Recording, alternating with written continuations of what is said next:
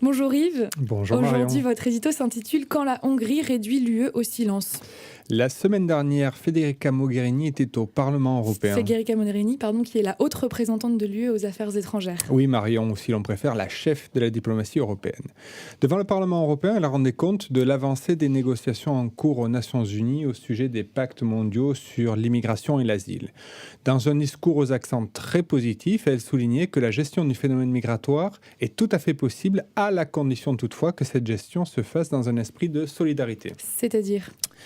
Eh bien, Federica Mogherini a rappelé deux choses assez élémentaires.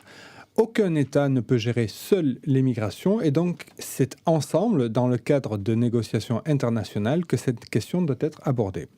Elle a d'ailleurs rappelé que c'est dans un esprit de solidarité, de responsabilité partagée, de multilatéralisme et d'engagement que les négociations des pactes mondiaux sur l'immigration et l'asile ont été initiées. Mais cet esprit de solidarité et de responsabilité est-il vraiment partagé? Eh bien non, Marion, et le plus délicat, c'est qu'il n'est pas partagé au sein même de l'Union européenne.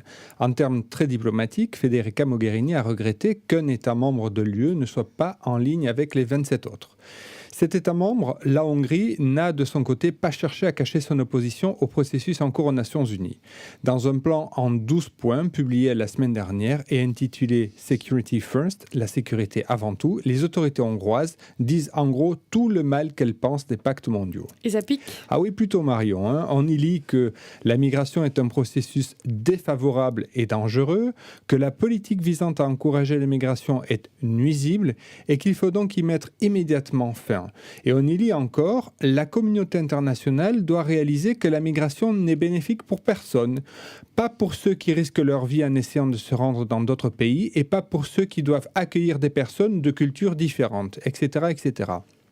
Le Premier ministre hongrois a résumé la situation en disant simplement que le document qui sert de base aux négociations à New York est, je cite, en contradiction avec la position hongroise sur la migration.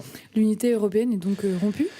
Oui Marion, et cela pose une très grosse difficulté car en l'absence de consensus entre les 28 États membres de l'Union européenne sur une position commune, eh bien l'Union européenne est condamnée au silence. Sans l'accord des 28 États membres de l'Union européenne, Federica Mogherini ne peut pas prendre la parole aux Nations Unies et défendre une approche européenne commune.